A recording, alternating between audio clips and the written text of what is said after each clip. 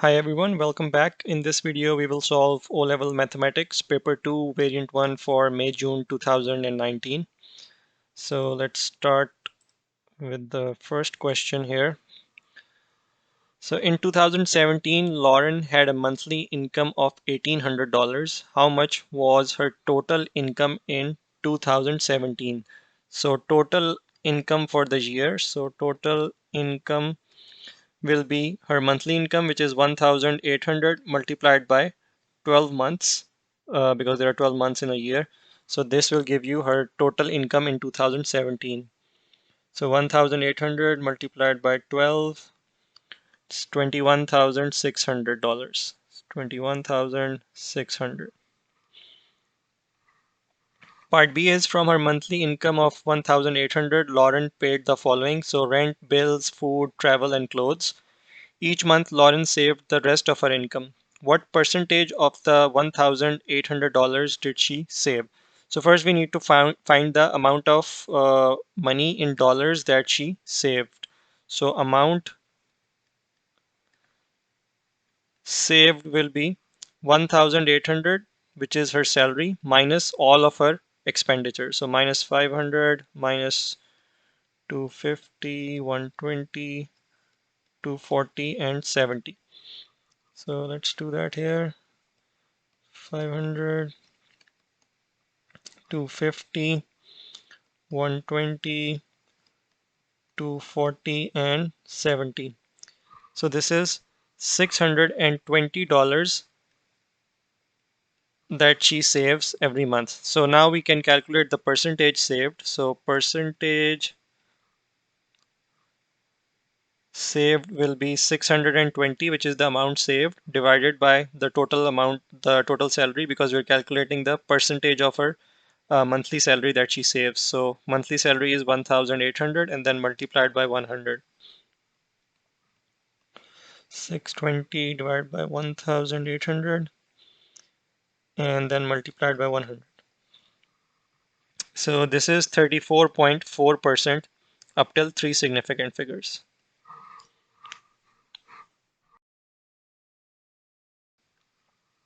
Part 2 is Lauren's monthly rent was increased by 3.6%. Calculate the new monthly rent. So new rent will be, so there's an increase of 3.6%. So 100 plus 3.6 will be 103.6% of old rent. So the new rent is 103.6% of old rent. So that means 103.6 divided by 100 multiplied by the old rent, which was $500. So 103.6 divided by 100 and then multiplied by 500. So this is $518, the new rent. Part C is in 2017, Lauren's monthly income of $1,800 was 25% less than her monthly income in 2016. Calculate her monthly income in 2016. So let's say let monthly income in 2016 equals to X. So monthly income in 2017 is 25% less than her monthly income in 2016. So 100 minus 25 gives you 75. So that means her income in 2017 is 75% of her income in 2016, which is X. So basically 25% less means 75% of her monthly income in 2016. So her monthly income, we suppose that it is X. So her monthly income in 2017 is 75% of X, which is 25% less than her monthly income of 2016.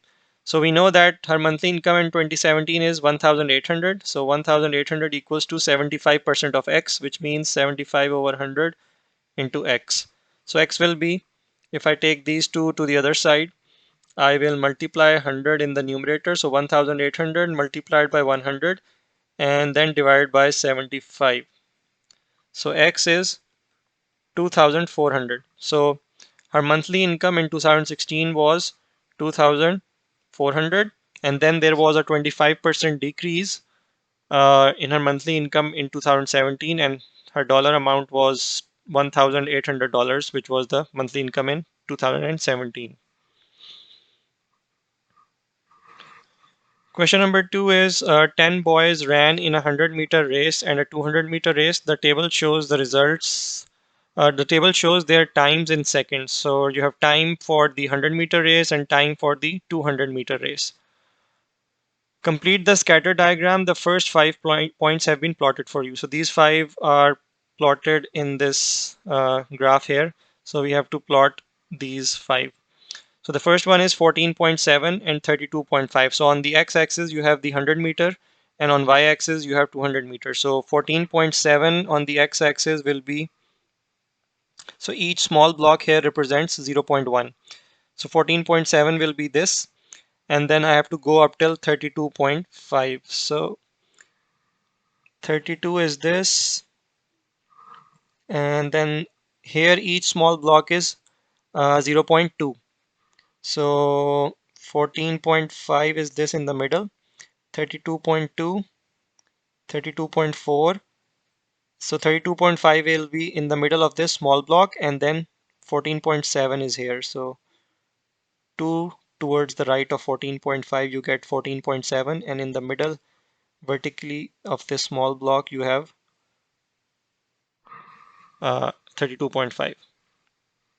So the next one is 13.7 and 28.4. So 13.7 will be this, and then you have to go up till 28.4. 28, 28.2, 28.4. The next is 12.9 and 26.1. So 12.9 and 26.1 will be in the middle of this small block. And then you have 15.2 and 33.5. So 15.2 and 33.2, 4 and 5 is right here in the middle. 16.1 and 36. 16.1 is this, and 36 is this. So these will be the this will be the plot for these points here.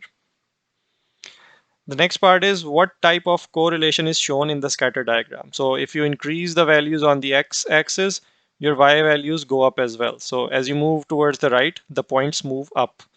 So this is a positive correlation. When x values increase, y values also increase. So this is a positive correlation here.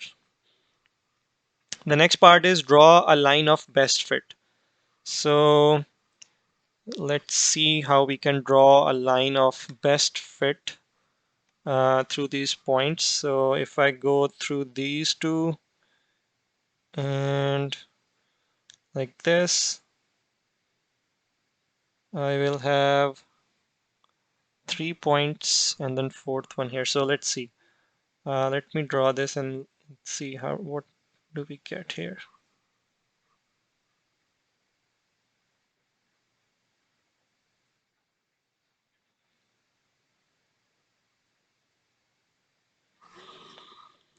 So it's passing through these two and almost touching this and this, one just above the line, one just below the line. So these two are pretty far away from the line on the right side. So on the other side, I have these two which are pretty far away.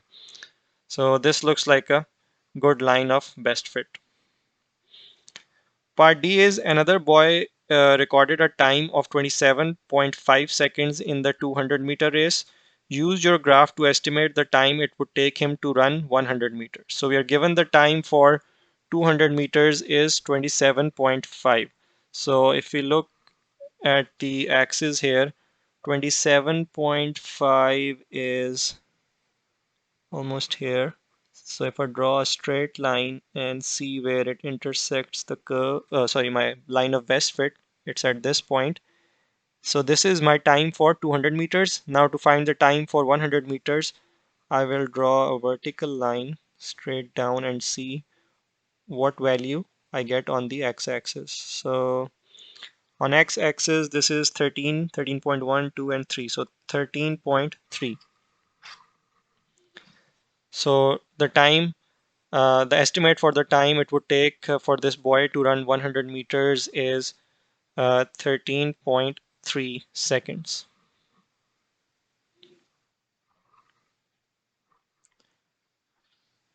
Question number 3 is PBQ and RACS are parallel lines. So these two are parallel. BAE and BCD are straight lines. So this is a straight line. This is a straight line. These angles are given 58 and 47. And these two lines are equal in length. So AB is equal to AC.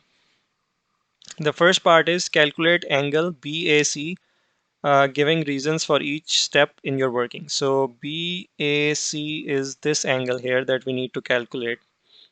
So since this line is parallel to this line, that means this angle 58 degree and this angle will be equal because these two are alternate angles. BC is the line passing through these two parallel lines, intersecting these two parallel lines, and these two angles form alternate angles. So I can say that angle BCA equals angle QBC. QBC both are equal to 58 degree because they are alternate angles.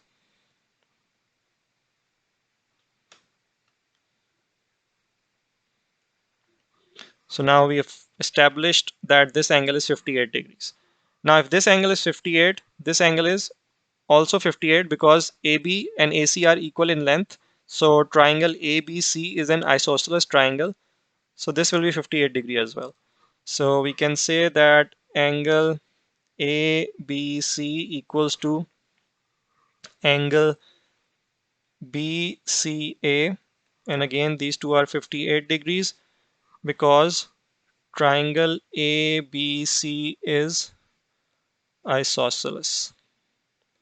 So now we have these two angles. We can add up these three.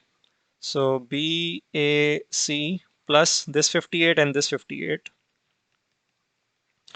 should equal 180 degrees because sum of interior angles of triangle ABC. That sum should be 180. So BAC will be 180 minus 58 minus 58. So 180 minus 58 minus 58.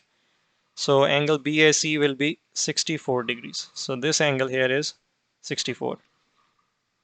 The next part is calculate angle CDE.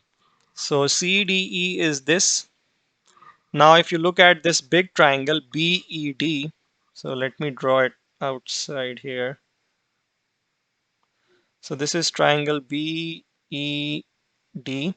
This angle is 47. This top angle is 58. And this is the angle that we need to calculate that's asked in the question, angle CDE. So C is this point here on this straight line. So angle CDE is this angle here.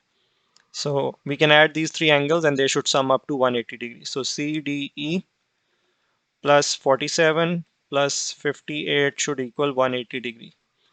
So CDE will be 180 minus 58 minus 47. So angle CDE here will be 75 degree. So this is 75.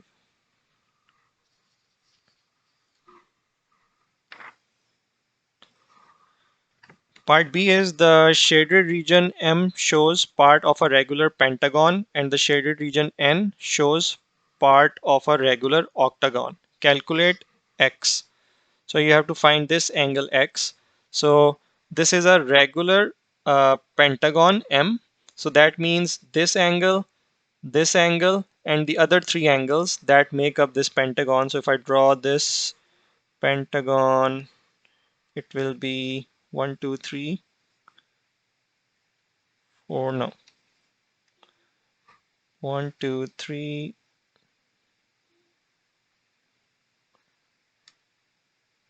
3, 4, 5. So yeah, this would look something like this. But draw it. So this is just a rough sketch. So all these angles of this pentagon are equal because it's a regular pentagon. So we know that sum of all angles of pentagon will be n minus 2 into 180. We know this formula to calculate the sum of interior angles of any polygon. So n is 5 because pentagon has 5 sides. So 5 minus 2 into 180. So 5 minus 2 into 180 will be 540. So if I call this angle, let's call this small m. So all of these are small m. So if I add them all of them together, I have 1, 2, 3, 4, 5. So 5m will equal 540. So m will be 540 divided by 5, which is 108 degree. So this angle is 108. Now I can do the same thing for the angles for this octagon n on the other side. So let's call these angles n. So sum of all these angles, there are 8 such angles because this is a regular octagon. So 8n should equal, the sum will be n minus 2. Here n is 8, 8 minus 2 into 180. So n will be 8 minus 2 into 180. And then this is 8n. 8n is 1080. So n will be 1080 divided by 8, which is 135 degree. So this angle is 135, this is 108, and this is x. So sum of all these three should equal 360 degrees, full 360.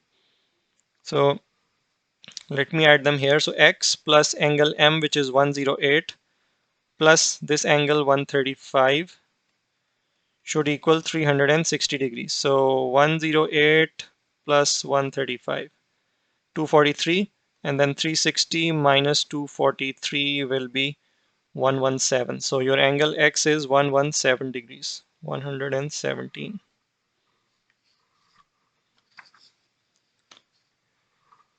Question number 4 is express as a fraction in its simplest form. So 6y over 35 divided by 10y square over 7. So I will change this division sign into multiplication and take the reciprocal here. So 6y over 35 multiplied by 7 over 10y square. So I can cancel this 7. 7 times 1 is 7. 7 times 5 is 35. This y square power 2 will be cancelled and this y is gone. And so let me write it down again. 6 is left in the numerator. And in the denominator we get 50y. And now we can divide by 2 on both the numerator and the denominator. So I get 3 over 25y. Yeah, this is the simplest form. I cannot simplify this any further. So your final answer will be 3 over 25y. Part 2 is this k square minus 16 over k square minus 2k minus 8. So for the numerator, I can write this numerator as k whole square, and 16 can be written as 4 square over, so I will multiply this constant 8 minus 8 with the coefficient of k square. So minus 8 into plus 1 will be minus 8. So now I'm looking for factors of 8, which if I subtract, because this is negative 8, so if I subtract them, I should get minus 2. So 4 and 2 are the two factors. I multiply them, I get 8. And if I subtract them, 2 minus 4 gives me minus 2, which is the coefficient of k here. So I can write this as k square minus 4, sorry, plus 2 plus 2k minus 4k, which will give me minus 2k, and then minus 8 as it is. And then for the numerator, I can use the formula a square minus b square is a plus b into a minus b. So this will be k plus 4 into k minus 4 in the numerator. For denominator, I will take k common from the first two. And I will take minus 4 common in the last two values, so I will get k plus 2 here as well. So this will be k plus 4 into k minus 4 over k plus 2 into k minus 4. So this k minus 4, this k minus 4 cancels out. I will get k plus 4 over k plus 2. So this will be your final answer. Part B is solve this equation. So I will open the brackets. I will get 3x minus 12 plus 5 equals to 7. Minus 12 plus 5 will be minus 7 equals to 7. If I take this 7 to the other side, I will get 3x equals to 7 plus 7, which is 14, and x equals to 14 over 3. So 14 over 3.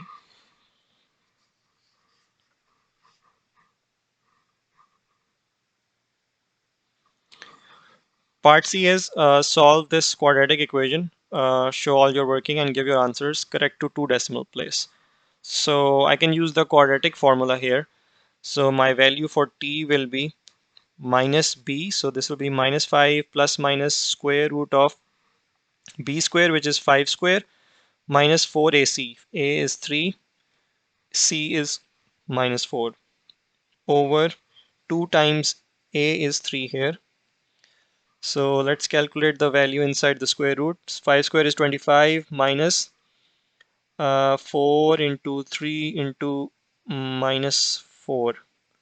So you get 73. So t equals to minus 5 plus square root of 73 divided by 6, or t equals to minus 5 minus square root of 73 over 6.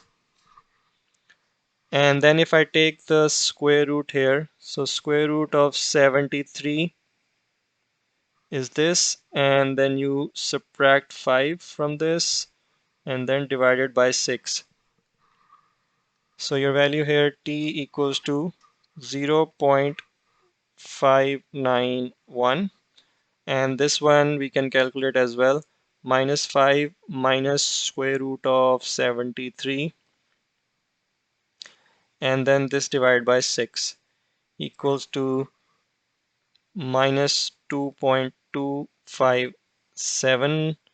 I can round it up to minus 2.26 to have 3 significant figures. So your answers here will be 0.591, and this will be minus 2.26. Question number 5, part A is ABCD is a parallelogram. AD is 6 centimeters, AB is 8, and this length BD is 11 centimeters. Part 1 is using a ruler and compass only, construct an accurate drawing of ABCD. AD has been drawn for you. So this length AD has been drawn, which is 6 centimeter. So we know that this point B is 8 centimeters from A and 11 centimeters from this point D. So we can mark its location using our compass and ruler. So first I will open it up for 8 centimeters and mark the position from A. So let's open the compass up till 8 centimeters. So this is almost 8, and then I will center it at point A and draw an arc here. So all the points on this arc will be 8 centimeter from point A. So B will be somewhere on this arc. And then to find the exact position of B, I will draw another arc. So since B is 11 centimeter from point D, now I will open my compass up till 11 centimeters. So 11 will be this much. And now I will center it at point D and draw another arc. So since I expect the B point to be on this arc, I'll draw an arc here. And now the intersection of these two arcs will give me the location of point B. So this point B is 11 centimeter from D and 8 centimeter from this point A. So now we can draw the straight lines to join these points. So let me first draw a line from A till B.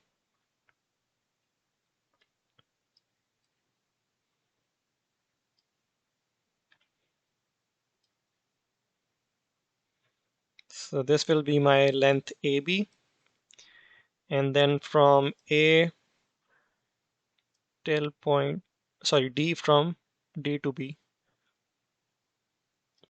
So this will be our length DB,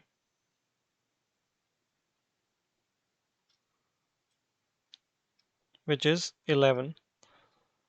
So now we have to complete the parallelogram. So since this side is 6 centimeters, the opposite side is parallel and also 6 centimeters. And since AB is 8, that means this length DC is also 8 centimeters because it's a parallelogram. So from point B, we now know that point C is 6 centimeters and point C is 8 centimeters from point D. So let me first draw an arc which is 8 centimeters away from point D. So I will use my ruler again here, and now I will open up my compass up till 8 centimeters.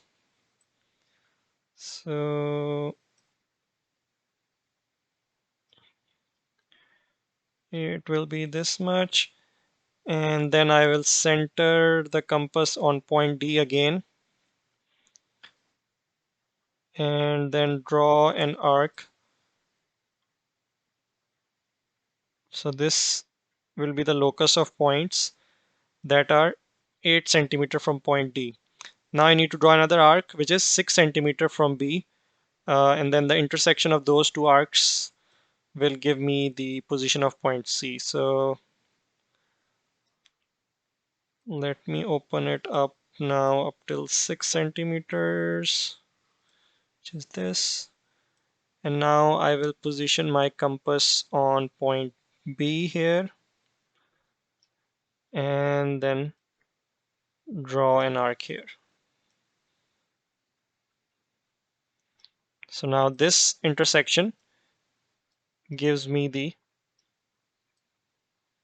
point C. So this will be point C, and now I can draw a straight line to join it with D.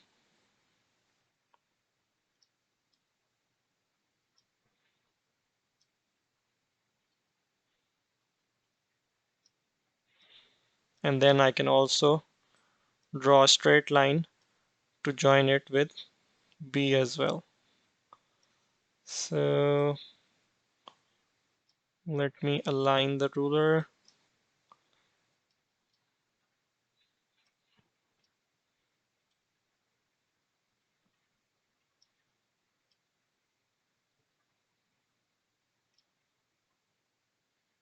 Okay, this should be good now.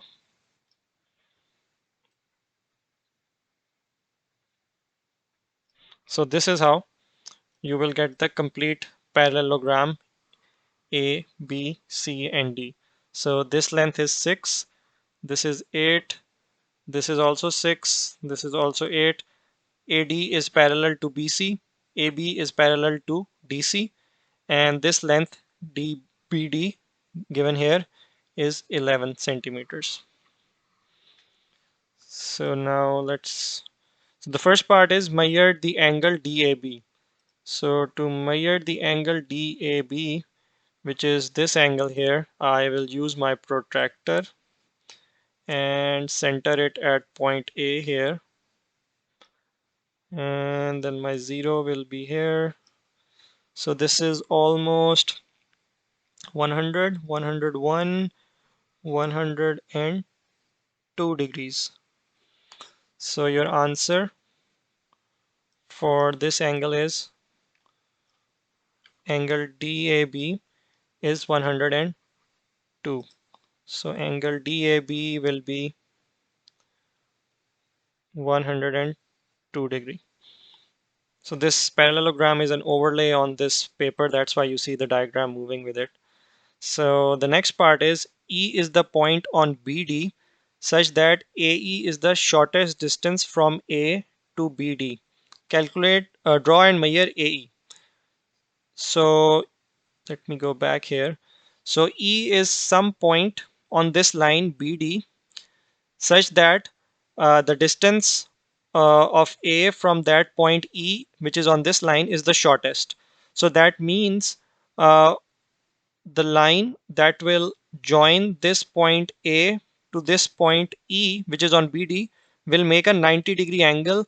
That's the only way that you have AE as the shortest distance from A to BD. So if E is somewhere here, it will be a long distance. E is somewhere here, it will be a longer distance compared to E somewhere here, which will make a 90-degree angle. So AE should make a 90-degree angle with BD. That will give you the shortest possible length of AE. So how do we measure? How do we draw a perpendicular line here? I can use my set square. I know that this angle is 90-degree on my set square, this here. So I will align my set square with the line BD here. So let me rotate it like this.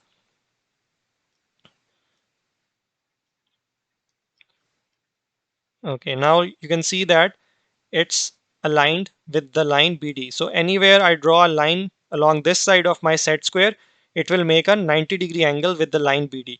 So now I have to move my set square till I get to my point A. So this is point A. Now if I draw a line from this point A up till this point on the line BD, this will be my point E, and AE will be the shortest distance because the line AE will make a 90-degree angle. So let me draw this. In fact, I'll have to do it the other way. So align it this way since I can draw on the other side only. So I have to align this side simply because I don't have a pencil on this side of the set square. It only allows me to draw a line on this side. So again, now it's aligned. Let me, okay, now it's perfectly aligned. So any line I draw here will make a 90-degree angle. So now again, I have to move it up till this point A. Now I can draw straight line. So let me move it a little bit here as well. And then draw a straight line from this point up till this point, up till this line BD. So now I'm guaranteed that since I used a set square, this angle here is 90-degree and this is also 90-degree. So this is your point E, and this is the shortest length of AE possible given that E is on this line BD. So if I move this E anywhere towards this side on the line BD, or if I move this point E anywhere here on this line BD, this length will be longer. So this is the shortest possible length, which makes a 90-degree angle with the line BD. So now we can measure it as well. You can also use your protractor to measure the 90-degree angle and draw the line. So you will align your protractor here with your line BD. So this is almost aligned, and then you will see that here it makes the 90-degree angle. So this will be your point E. So I feel that it's easier to use the set square since it's already a 90-degree angle on the set square. So you don't have to like measure the angle in that case. So now we can measure this length AE. So let me align the ruler. And then if I place my 0 on point A, so this is almost 4.3 centimeters. So my 0 is on this side, which is A, and this point E is 4, 4.1, 4.2, and then 4.3. So your length AE is 4.3 centimeters. So your answer here, your length AE, such that AE is the shortest distance from A to BD. So this is 4.3 centimeters. So let me put everything back in place. So this is your length AE, which is 4.3. So that's how you will solve this problem. part B is PQRS is a trapezium. These two sides are parallel. This angle is 58, this side is 15, and this length is 11. So the first part is calculate PS. So PS is this length here. And if you look at SPQ, it is a right angled triangle. The hypotenuse is 15. This angle is 58. And this is the unknown side. So we can use cos of angle PSQ. So cos of PSQ will be the base, which is PS, over the hypotenuse, which is the SQ. So now we can substitute the values here. So cos of PSQ will be cos of 58 equals to PS, which is the unknown, over SQ is 15.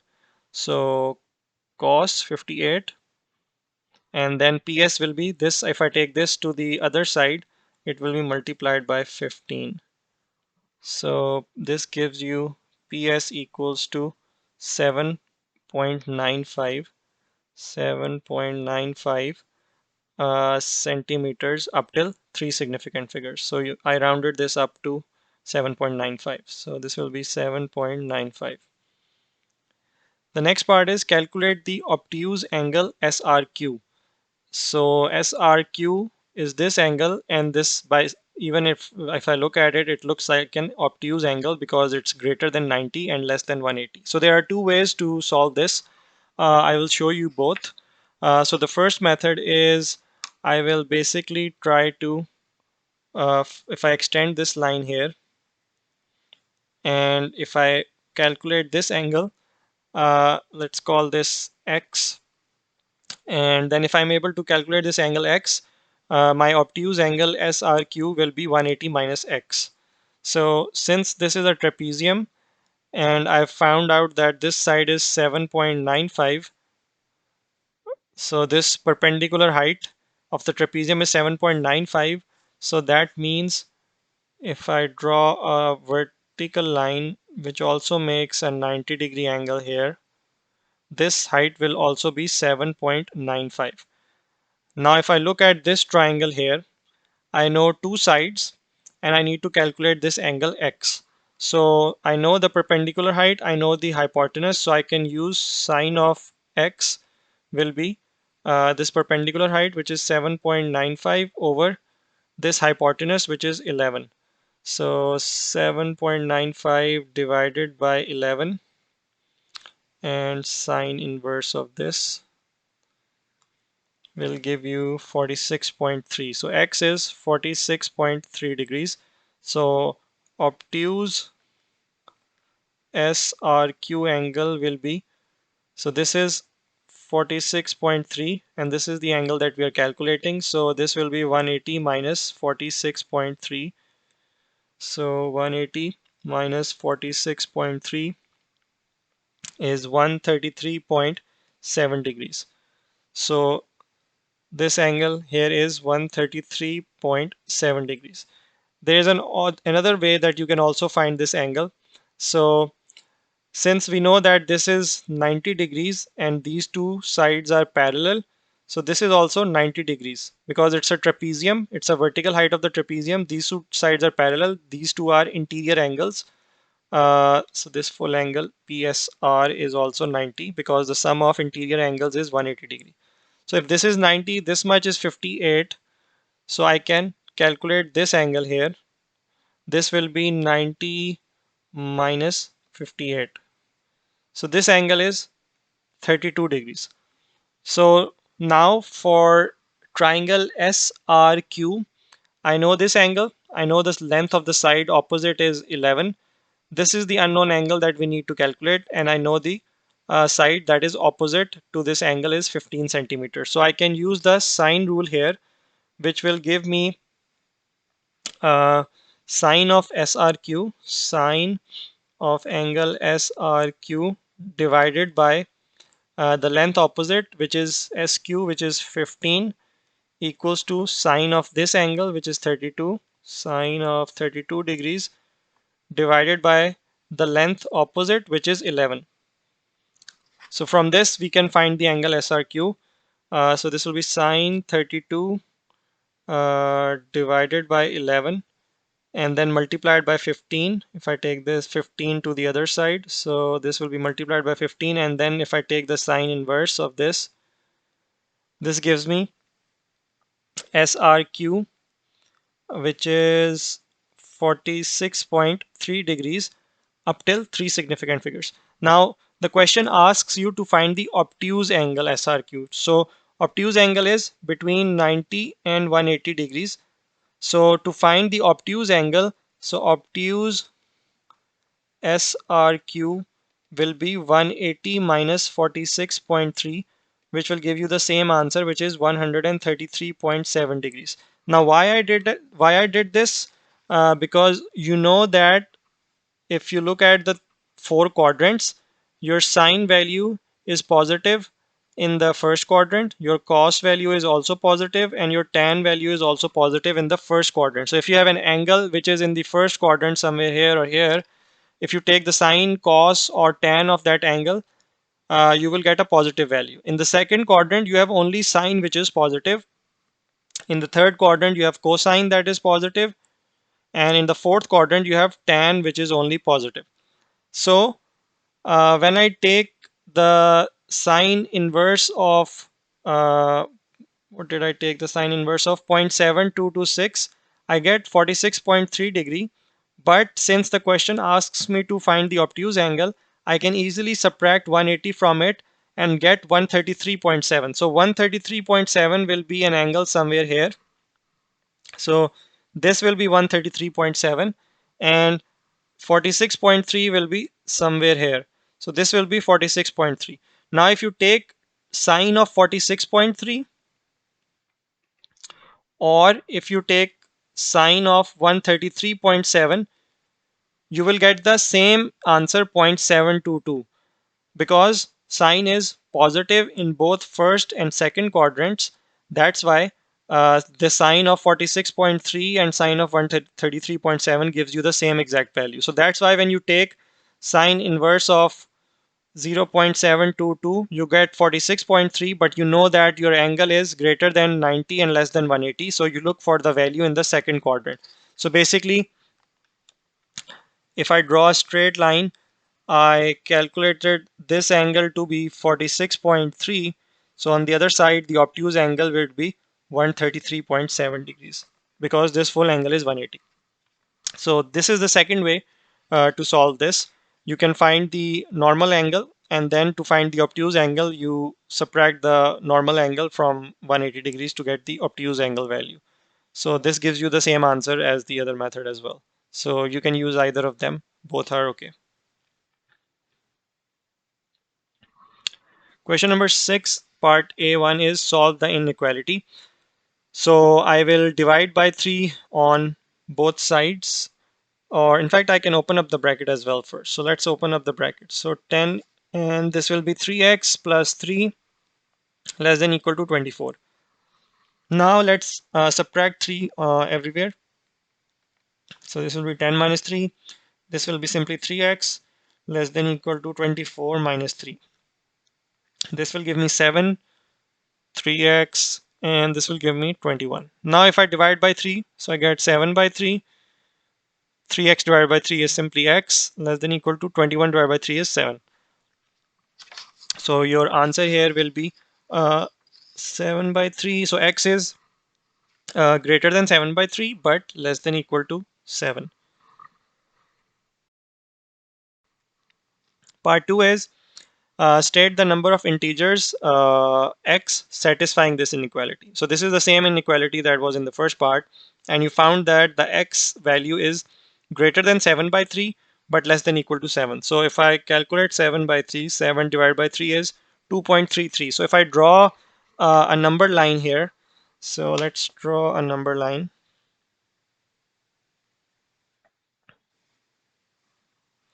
So I have numbers here 2, 3, 4, 5, 6, 7, and 8. So 2.33 will be somewhere here. So x is greater than 2.33. That means I'll draw a hollow circle here, and x is less than equal to 7. So that means I'll draw a circle that is filled here. So this is the line that represents the values of x. X is greater than 2.33 but less than equal to 7. So the question asks the number of integers x satisfying this inequality. So what are the integer values of x? X can be 3, x can be 4, 5, 6, and also 7. So 1, 2, 3, 4, 5. There are 5 integers that can satisfy this inequality. So 5 integers for x. So your answer here will be 5. Part B is find the 3 inequalities which define the region shaded in the diagram. So the region is above this horizontal line. So this is the x-axis which has an equation y equals to 0. So since the region is above this line, so your inequality will be y is greater than equal to 0. So y equal to because it's a solid line. If it's a dotted line, you would have said y greater than 0. So since it's a solid line, your answer will be greater than equal to 0. And then if you look at this line, you have point x is 1, y is 1 as well, x is 2, y is 2. So basically this is y equals to x, this line. And since the region is below, so your equation will be y is less than equal to x, since the region is below this line. And let's find the equation for this line. Let's take any 2 points on this line. So this is a point 3 and 0 here, and this is a point 2 and 2. So your gradient for this line will be y2 minus y1. So 2 minus 0 over 2 minus 3, which gives you minus 2. So your gradient for this line is minus 2. So this will be y equals to mx plus c is the equation of the line, straight line. So y equals to m is minus 2 minus 2x plus c is the y-intercept. So y-intercept is here, which is 6. So this is your y-intercept, which is 6. So plus 6. And since the shaded region is below this line, so our inequality will be y is less than equal to minus 2x plus 6. So y less than equal to minus 2x plus 6.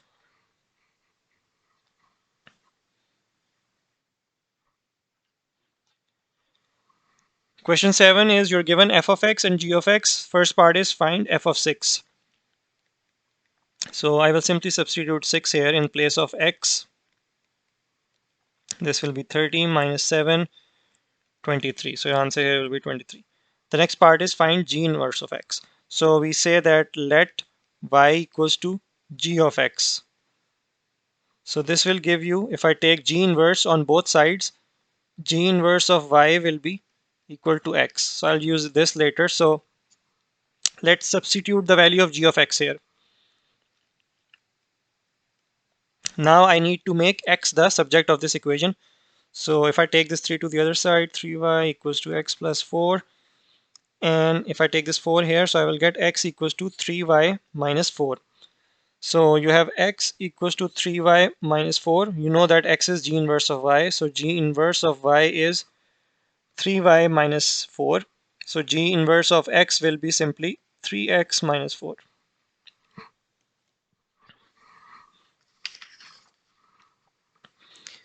Part C is given that f of p equals to g of p minus 2. Find p. So f of p will be, if I substitute p instead of x here, so I will get f of p will be 5p minus 7.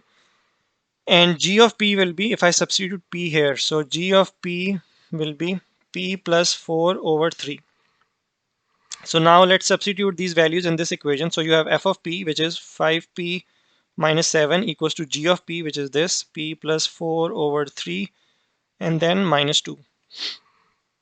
Now we can solve for p here. I can take the LCM on this side. So in fact, let me bring this 2 here.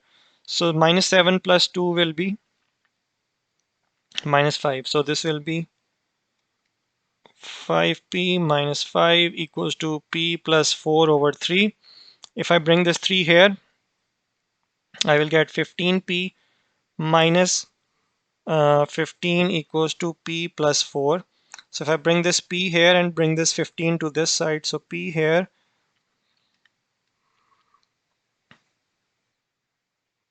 and minus 15 to the other side. So I get, let me continue here, 15p minus p equals to 4 plus 15, 14p equals to 19, and then p equals to 19 over 14. So this is your value of p.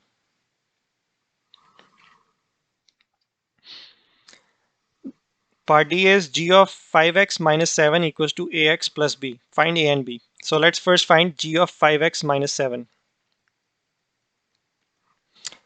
So you have g of x equals to x plus 4 over 3. So you have g of x equals to x plus 4 over 3. So for g of 5x minus 7, I will substitute 5x minus 7 in place of x here. So here I will substitute 5x minus 7 plus 4 over 3. So this will be 5x minus 7 plus 4 is minus 3 over 3. Now since I have these values where coefficient of x is separate from the constant value, so I can write this as 5x over 3 minus 3 over 3, right? I separated out the two fractions. So now I have 5x over 3 minus 1. And now this is g of 5x minus 7. And I'm given then this is equal to ax plus b. So 5x over 3 minus 1 is equals to ax plus b. Now if I compare the left and the right side, my coefficient of x here is a and coefficient of x here is 5 over 3. So my value of a will be 5 over 3 and my constant value here is b and my constant value here is minus 1. So my value for b is minus 1. So let's move on to the next question. Question number 8 is the table summarizes the distance d meters that 80 women threw the javelin. So 6 women threw a distance between 20 and 25 meters, 16 of them threw a distance between 25 and 30 meters, and so on. So part A is one of these women is chosen at random. Find the probability that she threw the javelin 30 meters or less. So you have to find the probability that the woman chosen threw the javelin, let's say D, less than 30 meters. So there are total 80 women, so you know that your denominator will be 80. And then you need to find out how many of them threw a distance of 30 meters or less. So you will include these 6 because they threw a distance between 20 and 25, which is less than 30. These threw a distance of between 25 and less than equal to 30. So your question asks 30 meters or less. So these will be included as well. And all of the rest, these classes, the distance in meters are greater than 30 meters. So they won't be included in this. So the probability will be 6 plus 16 over 80. So 22 women out of the 80 through 30 meters or less. So 22 over 80, and you can divide by 2 in the numerator and denominator to get 11 over 40. Part B is calculate an estimate of the mean distance the javelin was thrown. So since you are given class intervals here, to calculate the frequency, first I will need to find the mid value for these class intervals, and then I will find the product. So let's call the mid value x and this frequency f, and then I will calculate the product f times x. So let me draw or extend this table further on the right side here. So I'll extend these lines to add more columns.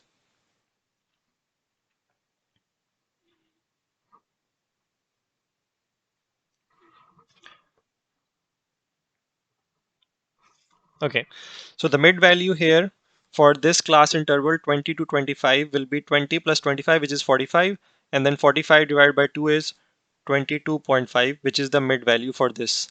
The mid value of this will be 27.5. This one will be 32.5, 37.5, 42.5, and then 47.5. And now you have to calculate these products, this frequency multiplied by the corresponding mid value for that class interval. So 6 times 22.5. 6 into 22.5 is 135. Then 16 multiplied by 27.5. 16 multiplied by 27.5 will be 440. 32.5 multiplied by 25. So 32.5 multiplied by 25 is 812.5. 812.5. 37.5 multiplied by 18 is 675. 42.5 multiplied by 13 is 552.5. And then 47.5 multiplied by 2 will be 95. So your mean value here will be sigma fx divided by sigma f. So sigma fx is basically the sum of all these fx values, which are the products. So 135 plus 440 plus 812.5 plus 675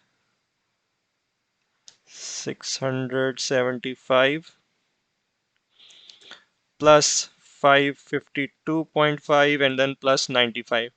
Then this divided by sigma f will be the sum of all these frequencies, which we already know is 80 because there are a total of 80 women for which this data is shown. So this will be 80. And then let's add all of these. 135 plus 440 plus 812.5 plus 675, 552 and 95. I think I made a mistake here. 5, 812, 440, 135. So let me add them again. 135 plus 440 plus 812.5 plus 675 plus 552.5 plus 95. So this is 2710 divided by 80. So this divided by 80 is 33.875 meters is the mean distance that these women threw the javelin. So since this is an exact answer, I can write it I can write like the full answer here 0.875. But if you want, you can round this up to three significant figures, which will be 33.9. So both are correct answers. I checked in the marking scheme, both are acceptable. So since this is an exact one, you can write as it is. Once you have like non-exact answers where you're going to a lot of decimal places, that's when you need to like write your answers up till three significant figures. So both of these are correct. If you want, you can write 33.9 or this leave it as it is 33.875. The next part is draw the cumulative frequency diagram for this data on the grid on the next page. So you are given the grid on the next page. So first we need to uh, write the cumulative frequency values. So let me add another column on this side. So this will be for cumulative frequency. So I will extend it to the left side now.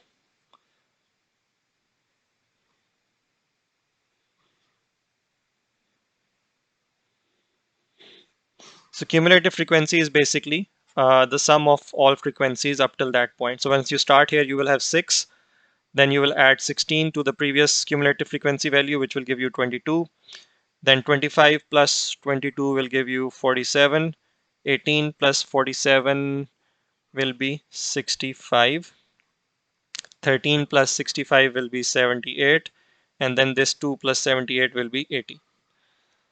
And since you have class intervals here, so you will use the upper class boundaries, which are these values for the distance on the x-axis on the next on the grid on the next page.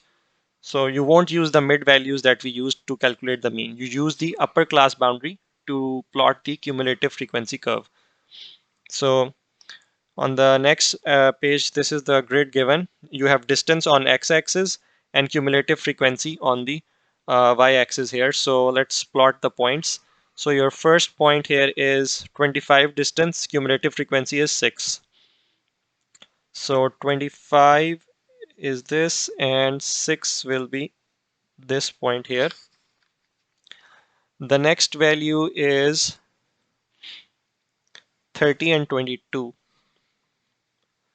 So 30 and 22 will be this one. Let's go back. 35 and 47. So 35 and this is 45, 46, 47. Then you have 40, 65. This is 40 and this is 65 here. And then you have 45, 78 and 50, 80. So 45 and 78 will be this value and 50 and 80 will be this value here. So this is the plot of the points for the cumulative frequency. Now we need to join them to complete our curve. So I'll draw a smooth curve through these points. So let's try to draw that.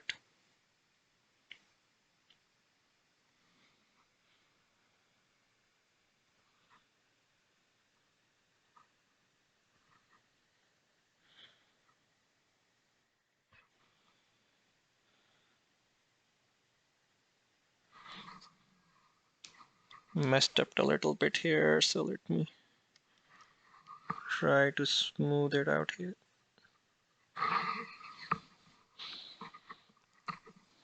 So this is your frequency curve for this plot. So the next part is use your graph to find an estimate for the median. So for the median, first we need to find the 50th percentile for the cumulative frequency, which is 50 over 100 into your total. So total cumulative frequency, which is 80. So this is 80 and you'll get 40. So we need to find the value when your cumulative frequency value is 40. So if I look at the graph here, this is the line for 40 and I'll check where it intersects the curve, which is at this point here. So I will draw a straight line down and see what is the distance value at this point.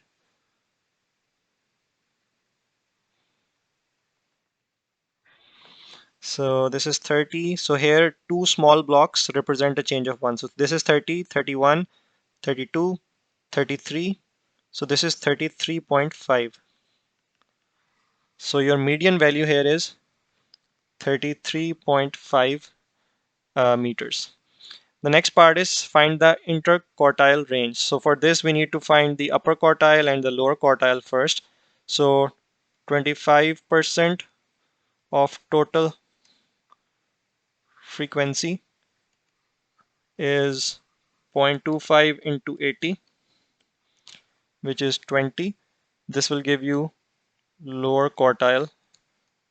Basically, I will look at the graph and find the value of distance at when your cumulative frequency is 20. So lower quartile, and then for upper quartile I need 75% of total frequency,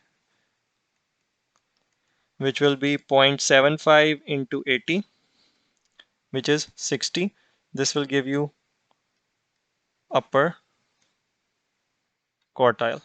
So now let's look at the values. So first I'll look at the graph. So you have 20 value here. So if I draw a straight line here and then draw a straight line down to read the distance value. So this is 29.5. So your lower quartile is 29.5 and for upper quartile I need to read the value when cumulative frequency is 60. So 60 is at this point and I'll see where it intersects our curve, which is at this point, and then I will read my distance value here. So I'll draw a straight line down.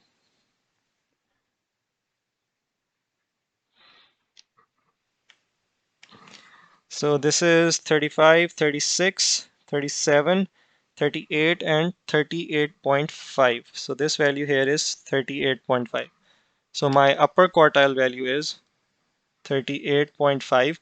So my interquartile range, I'll abbreviate it to IQR, interquartile range is the upper quartile, 38.5, minus the lower quartile, which is 29.5. So 38.5 minus 29.5, this is 9. So your interquartile range is 9 meters. Party is woman who threw the javelin more than 43 meters qualified for a regional competition. Use your graph to estimate the number of women who qualified for this competition. So you need to find how many women threw the javelin more than 43 meters away. So if I look at the graph, this is 40, 41, 42, and 43 is this line, this point here. So now I will see where the value of 43 meters intersects the curve and find the cumulative frequency value. So if I draw a straight line,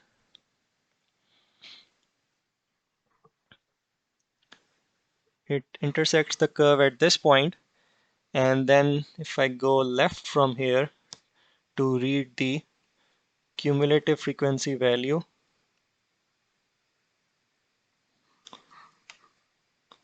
so oops, this is 70, 71, 72, 73, 74. So this is 43 meters down here. So 74 women, so this value here, total cumulative frequency value here is 74. So 74 women threw the javelin 43 meters or less. So how many threw the javelin more than 43 meters?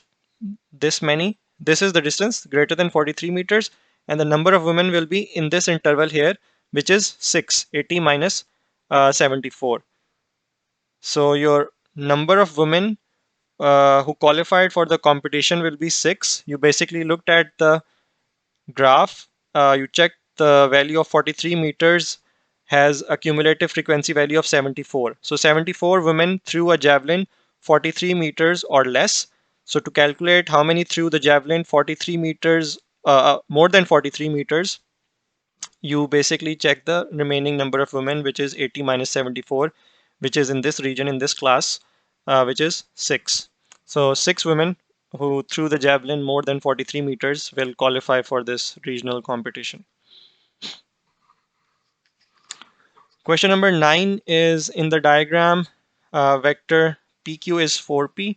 So this vector here is 4P.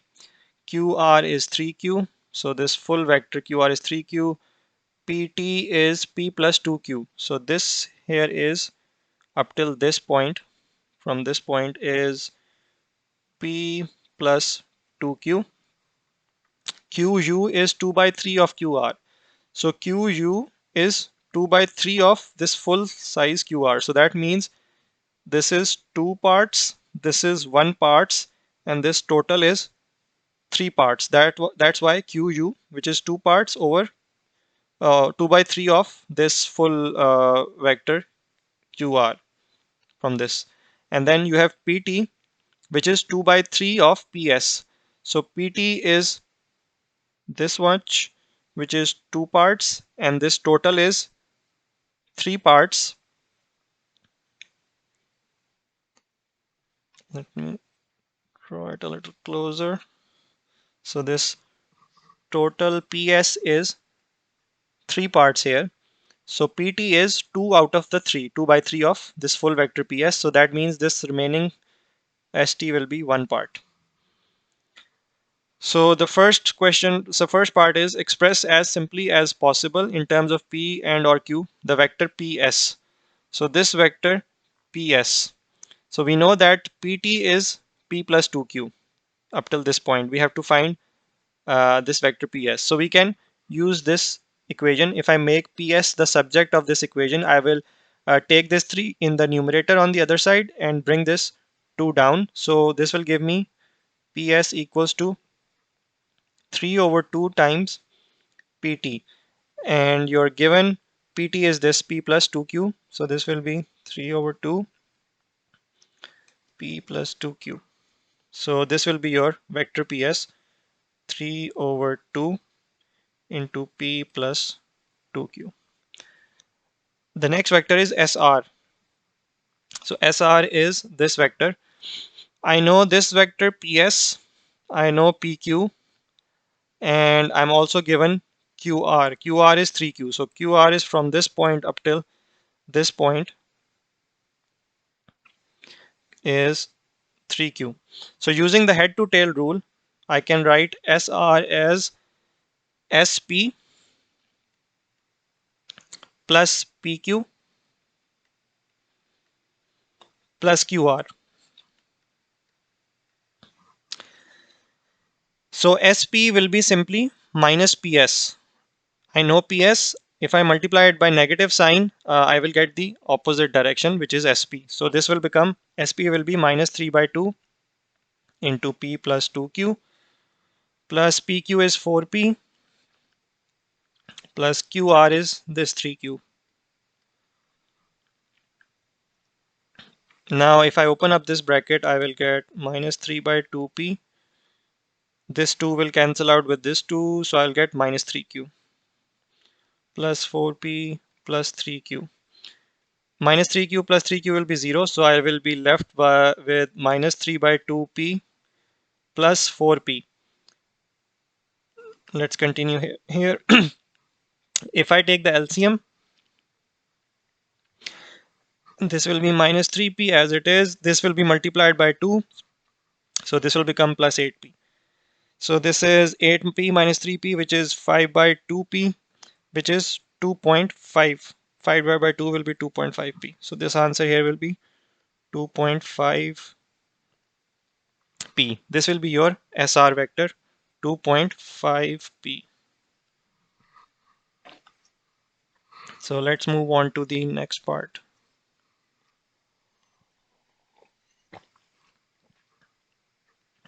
The next part is state the name of the special quadrilateral PQRS.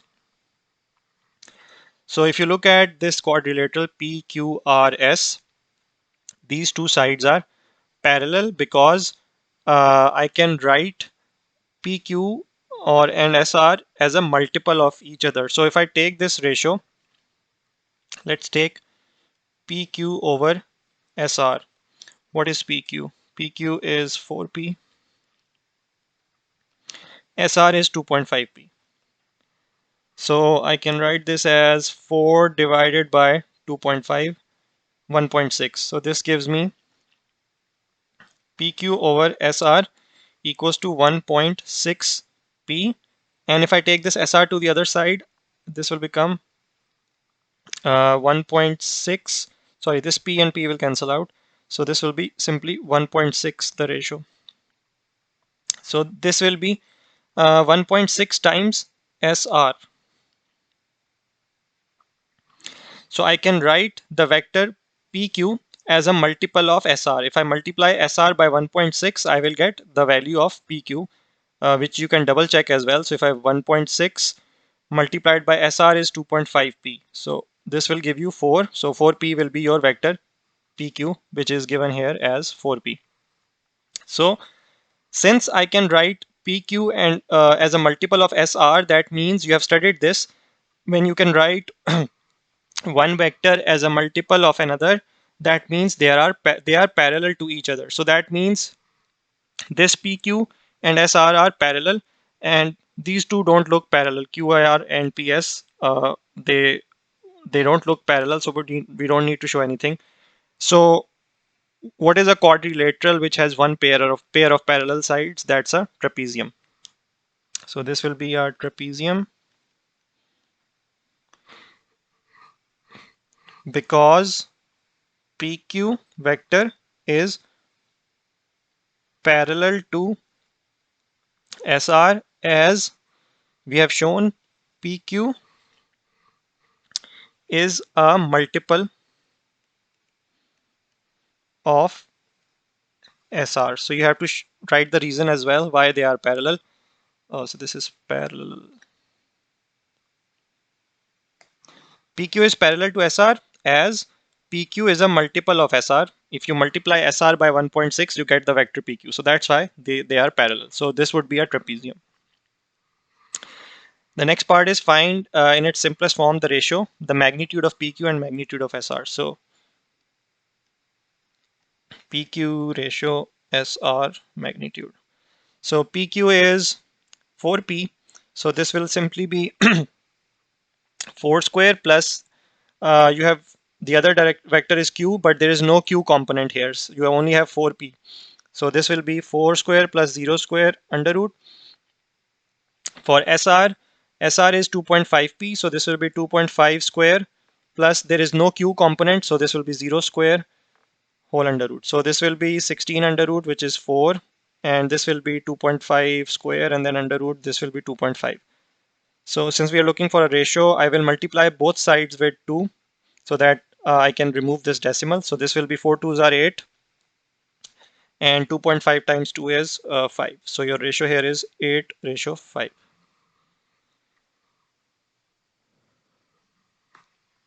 Part B is find, you're given AB, BC and CD vectors, find AD. So again, using the head to tail rule, I can write AD as AB plus BC plus CD.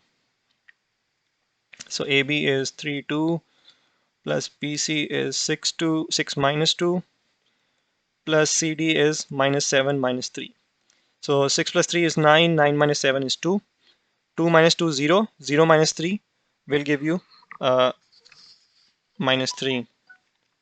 So your vector here will be 2 and minus 3. The next part is find the magnitude BC. So magnitude of BC will be 6 square plus, this is magnitude of BC equals 6 square plus minus 2 square under root whole under root. So this is 36 plus 4 under root, which is square root of 40.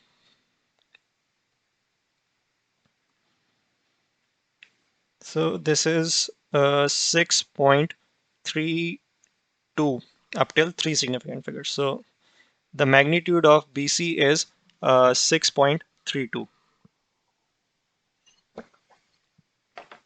So let's move on to the next part. Given that E is the midpoint of BC, find AE. So BC is 6 minus 2. So if you have this point B and then you have a point C, this is the vector BC and BC is 6 minus 2. So E is the midpoint here. So I can find BE will be half of the vector BC since E is the midpoint. Half multiplied by BC. So BC will be 1 by 2 multiplied by 6 minus 2. This will give you BE as 3 and minus 1. Now you have to find AE. Again using the head to tail rule, AE will be vector AB plus this vector BE. So AB is given, which is 3 2 plus BE is 3 minus 1, which is 6 and 2 minus 1 is just 1. So your vector AE will be 6 and 1.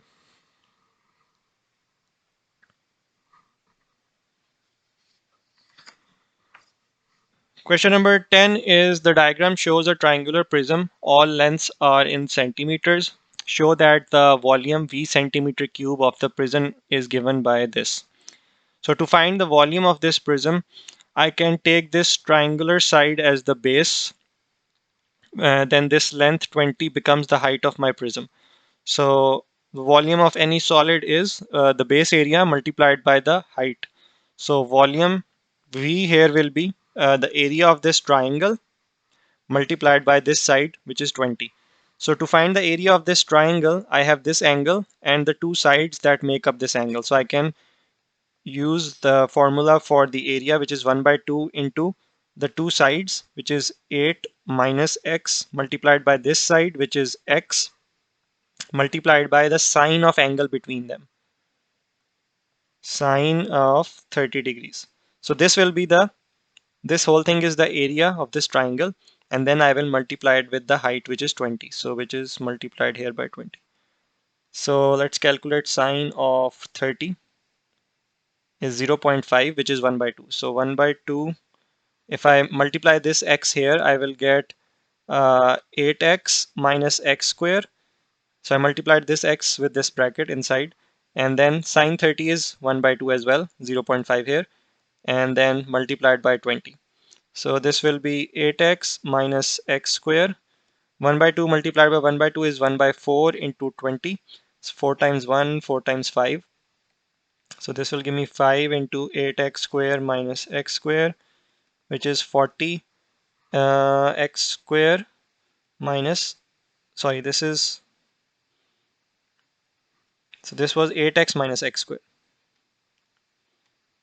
I don't know why I wrote a square here as well. So 8x minus x square, 8x multiplied by 5 will be 40x, and this will be minus 5x square. So this is the same value that is given in the question. So you've shown that the volume of this prism is given by this equation. On the grid on the next page, draw the graph of volume equals to 40x minus 5x square for x greater than equal to 1 but less than equal to 7. 3 of the points have been plotted for you. So the first 3 points when so x values is on the x-axis, and the y-axis you have the volume V. So you're plotted the points 1, when x is 1, volume is this, 2, and then 3. So that means you have to find the volume for 4, 5, 6, and 7. That's the range given. So when x is, so let me draw a table here. When x is 4, 5, 6, and 7, your volume V will be,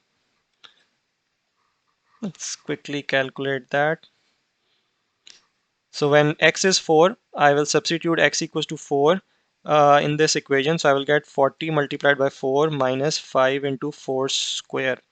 So this is 160 minus 4 square is 16 multiplied by 5 minus 80, and this will give you 80. So your volume here is 80. And similarly here I will get 40 into 5 minus 5 into 5 square, which is 25. So this will be 75, and then 40 into 6 minus 5 into 6 square is 36. So this is 60, and then you have 7. So 40 into 7 minus 5 into 7 square is 49. So this value here is 35. So when x is 4, your volume is 80. For 5, your volume is 75. 5 and 75 will be this. For 6, it is 60. And then for 7, you have 35. 7, you have 30, and 35 will be this one here. So now we can draw the curve for this. So we have to draw the graph. So let's try to draw a smooth curve representing the volume.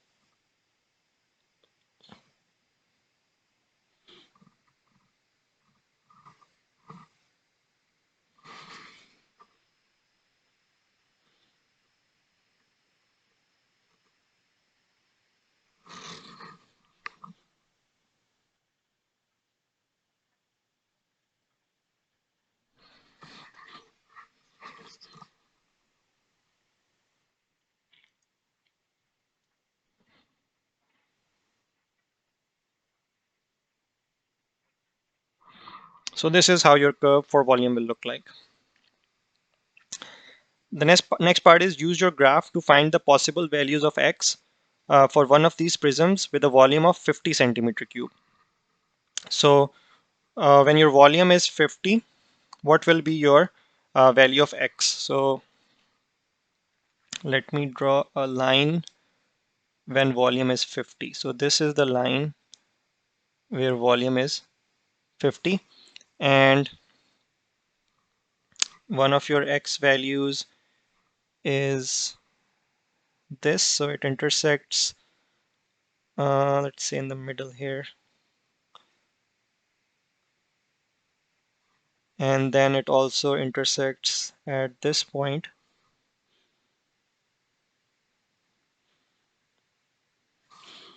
So this is almost 1.5, it's between 1.5 and 1.6. So I can say 1.55 in the middle because it's in the middle of this small block. And this one is 6.5. So when x is 1.55, your volume curve has a value of 50. And then if you substitute x equals to 6.5 in this equation that is given for the volume, which is also represented by this curve, if you substitute 6.5, you also get a volume of 50.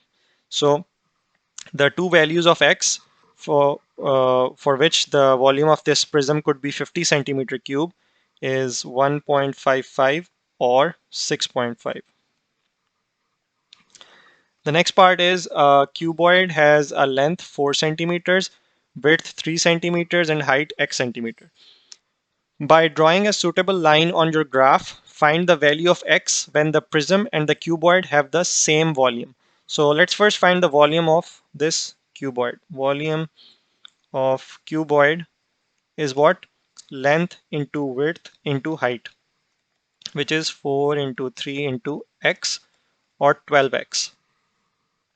And your volume of prism, you already know, is given by this equation, 40x minus 5x squared. Now you've already drawn the curve for this volume of prism. Now we need to draw this will be a straight line which represents the volume of cuboid. So let me take a couple of values of x and what will be the corresponding values of volume of cuboid. So my x-axis is from 1 till 7. So let's take x equals to 3. When x is 3, volume will be 12 times 3, which is 36. And just one more point, let's take x equals to 5. 12 times 5 will be 60. So 3 and 36. So 3, 35. This is 35. This will be 36. And the other point is 5 and 60. So 5 and 60 is this one. Now I can connect these 2 points with a straight line which will represent the line for the volume of this cuboid.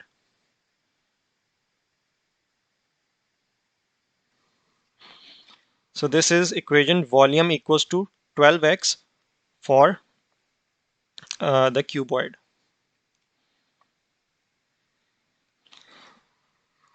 Now the question asks find the value of x when the prism and cuboid have the same volume. So when do they have the same volume? It's at this point here where they intersect. They both have the same volume value on the y-axis. So if you take the straight line towards the left side, you will get to this volume value for both this curve, which represents the volume of the prism, and this straight line, which represents the volume for the cuboid. So we need to find the value of x, which will be, this is the point of intersection. So I will draw a straight line down and see what is the value on the x-axis. So this is 5, 5.1, 2, 3, 4, 5, 5.6. So when x is 5.6, so this will be 5.6. So if you substitute x equals to 5.6 in your equation of volume for the cuboid and in the equation for volume of the prism, you will get the same volume value, which will be somewhere this point here on the y-axis. So for x equals to 5.6, the volumes of cuboid and volumes of prism are the same.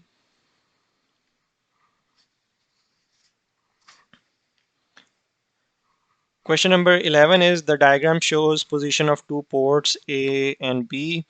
Lighthouse L, this angle is 62 and these distances are given. This is 14, 13 and 8. The first part is calculate the bearing of A from L. So bearing of A from L will be this angle, this full angle up till this point. We already know this angle. So if I am able to find this angle, the red one, I can add 62 to it to get the bearing. So if you look at this triangle ABL, I know three sides and this is the angle that I need to find. So I can use the cosine rule to get this angle value. So since this is the side opposite to this angle, so I can write using the cosine rule, AB square should equal AL square plus BL square minus 2 times AL times BL into cos of this angle BLA. So now if I substitute the values here, AB is 13, AL is 8, BL is 14, minus 2 into 8 into 14 into cos of angle BLA. Now if I take this 8 square and 14 square to the other side of the equation, they will be subtracted from this 13 square. So let's do that. 13 square minus 8 square minus 14 square. So this is minus 91 equals to, let's calculate this, 2 into 8 into 14, which is minus 224 cos of BLA. So this minus and minus will cancel out. This 224 will go in the denominator. So I can write cos BLA equals to 91 over 224. So this will give me angle BLA. Let's calculate this. 91 divided by 224 and then shift cos inverse of this. So this is 66.03. So up till one decimal place, this will be 66 degrees. So now the bearing, yeah, let me write it down here. So bearing of A from L will equal this 62 plus this red angle, which is 66 degrees. So this will be 66 plus 62 is 128. So your answer here will be 128 degrees, which is the bearing of A from L. So part B is a boat is located at C. C is 11 kilometers from B and angle BCA equals 90 degrees. The boat travels to port A in a straight line. Find the distance the boat travels.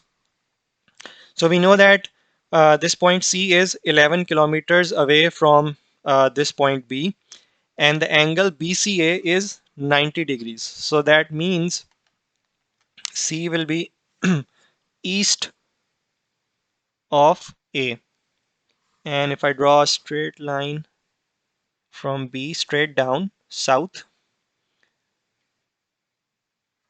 the intersection of these will give me, this will be point C and this angle BCA will be 90 degrees. So, and you're given that C is 11 kilometers from B. So this distance BC is 11.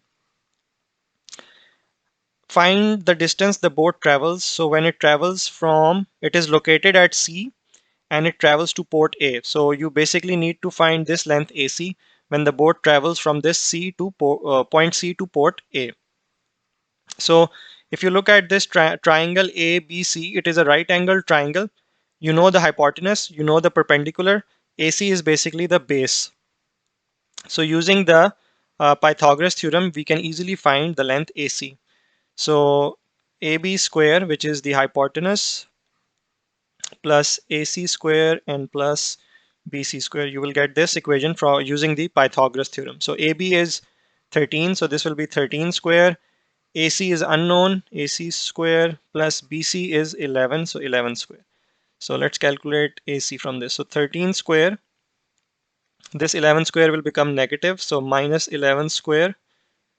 So AC square is 48.